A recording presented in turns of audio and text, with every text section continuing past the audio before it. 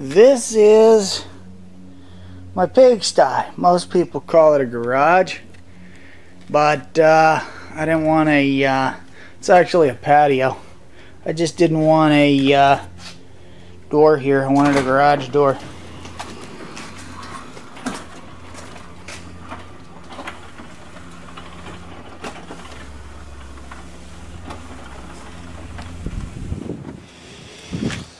Let's see if I can screw back this in here. It's real bright today.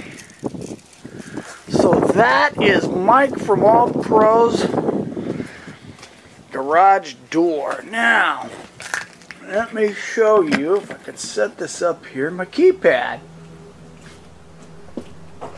Now, normally I'd put it somewhere along here, and you know, you gotta flip up the cover and punch in numbers, then you got a dead battery. Well, I got a better idea. How about that?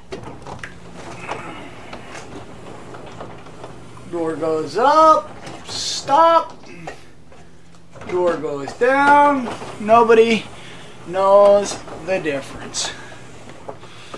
My property's gated, so I don't really care. Nobody's over here watching me do this, and I don't like punching numbers. So that is my keypad.